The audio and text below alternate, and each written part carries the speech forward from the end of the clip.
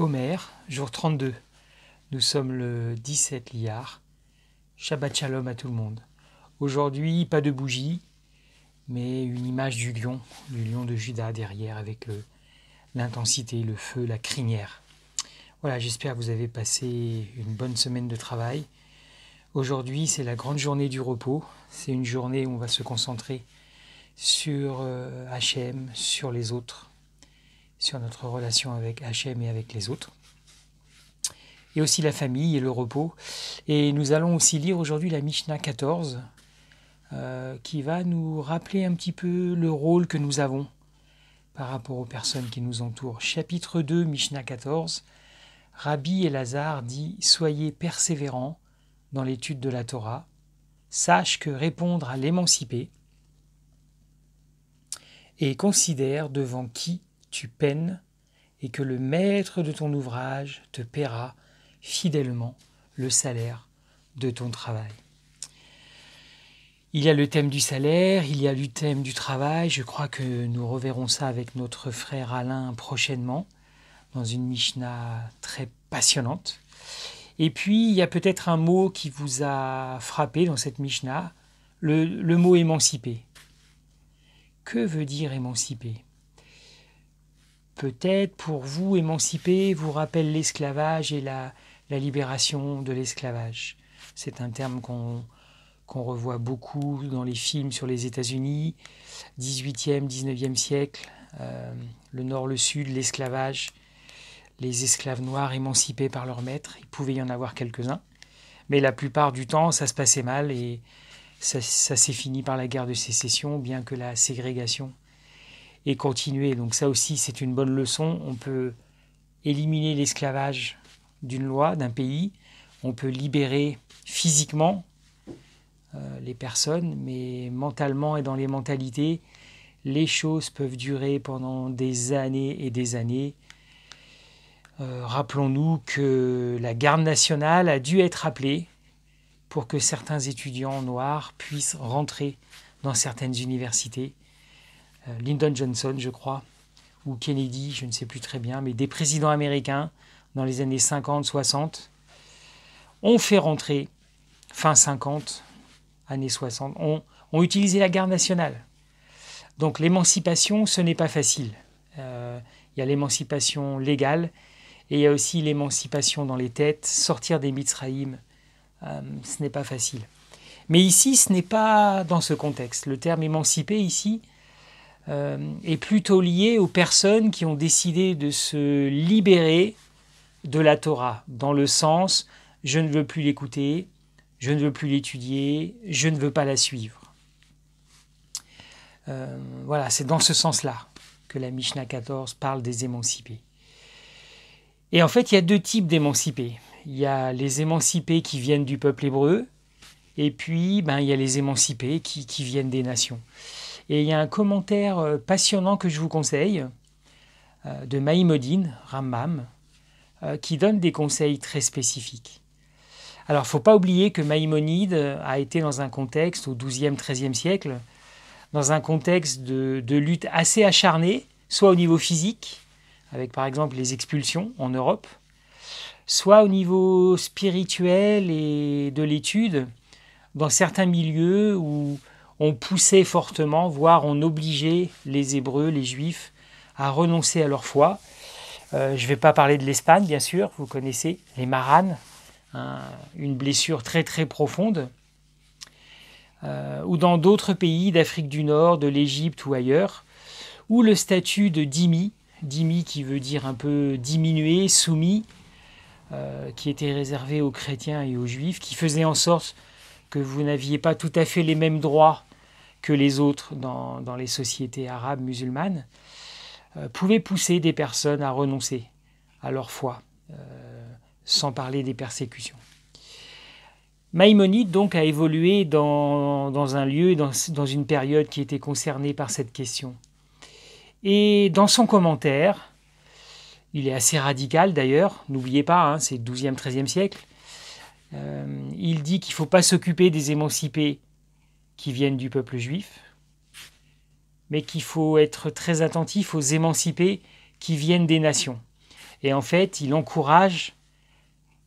les sages encouragent, à travers Maïmonide et d'autres, les sages encouragent à étudier la Torah pour être capable de répondre de sa foi devant les autres. La fameuse dispute.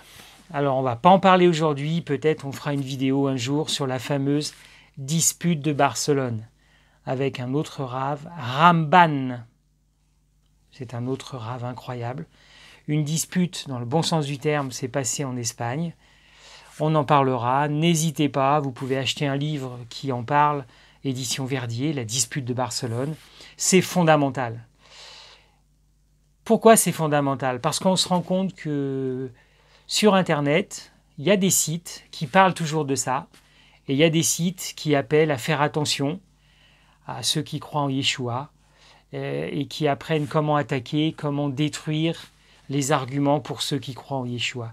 Donc la question qui peut-être est en ce moment dans votre vie n'est pas nouvelle. Elle existe depuis des siècles et des siècles. Et on doit s'équiper pour répondre de notre foi. Alors nous, on a un autre défi. On doit s'équiper quelquefois par rapport aux deux mondes, entre guillemets.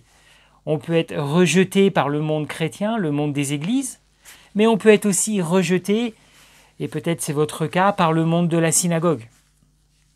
Ce n'est pas toujours facile d'être accepté dans tous les milieux. Si vous prononcez le mot Yeshua, quelque chose peut tomber dans votre vie. On en parlera peut-être un autre jour et vous pourrez témoigner. N'hésitez pas à apporter vos témoignages aussi dans les commentaires.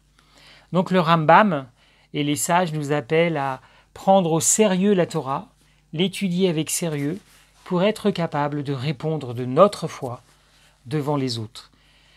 Cette phrase « répondre de notre foi », c'est le livre des actes. En fin de compte, le livre des actes, j'en parlais avec un de mes amis il n'y a pas très longtemps, on dirait que c'est un Pirkei Avot incroyable du 1er siècle, les actions des pères. Ça va ensemble avec la pensée juive, c'est incroyable. Chapitre après chapitre, on voit des hommes et des femmes qui soit se préparent, ils attendent, ils se préparent, soit ils sont dans l'action pour répondre de leur foi. Il y a de nombreux épîtres aussi qui parlent de cela. D'ailleurs, en passant, vous pouvez trouver un livre de Maïmonide qui s'appelle Épître de Maïmonide, qui parle de ça justement, qui nous appelle aussi. Si vous pouvez le lire, je vous encourage à le faire. Pourquoi je vous parle de tout ça? Parce que un autre, toujours le même père dans la foi, un frère dans la foi, un ancêtre dans la foi, en acte 17, a agi de la même façon à Athènes. On a déjà parlé des Béréens au jour 1. Aujourd'hui, on va aller un petit peu plus loin dans le chapitre 17. Au chapitre 17, le Rav Shaoul a été confronté à une autre foi, à une autre pensée, celle d'Athènes. Il est sur l'aréopage et lisez acte 17, je vous laisserai le lire, et il est frappé par l'environnement, par ce qui l'entoure. Il n'y a pas le lion de Juda autour de lui. Non, non, non, non, non. Il y a des statues, énormément de statues de Dieu. Et si vous lisez le Drache de Shaoul, vous verrez que il dit même « Vous avez tellement peur de rater un Dieu que vous avez fait une stèle avec aucune statue dessus et que vous avez marqué un Dieu inconnu. » On est vraiment dans l'idolâtrie et Shaoul est vraiment confronté à une autre façon de croire, à une autre façon de penser, à des émancipés de la Torah d'une certaine façon, à une autre nation, une philosophie particulière qui rejette la Torah. Je vous laisserai lire le chapitre. Il a un dialogue très profond, très intense avec les philosophes. N'oubliez pas que l'aréopage, c'est un endroit où on peut discuter, où on écoute. Ça ne veut pas dire que les gens seront d'accord avec vous, et je vous laisserai lire la fin d'acte 17. Vous aurez la conclusion de ce drache. Mais c'est intéressant. Nos ancêtres dans la foi ont été confrontés à cette question des sages. Sommes-nous équipés pour répondre de notre foi aux émancipés? On ne peut pas dire n'importe quoi. On ne peut pas dire n'importe quoi, n'importe comment. On ne peut pas dire n'importe quoi, n'importe comment, n'importe quand. 3 dimensions. Ce n'est pas facile et c'est un combat de toute une vie. Donc je vous souhaite un bon Shabbat. Onek Shabbat à tous les amis et à toutes les amies de Beth Shoresh. Amusez-vous, profitez de cette journée qui est sainte, qui est mise à part dans le calendrier divin. Comme le disait notre frère de TMPI juste avant le Shabbat dans sa vidéo sur la paracha. Je vous conseille de l'écouter. Passez une bonne journée et on se voit demain, peut-être avec une autre personne. À demain les amis, profitez de votre Shabbat. Au revoir.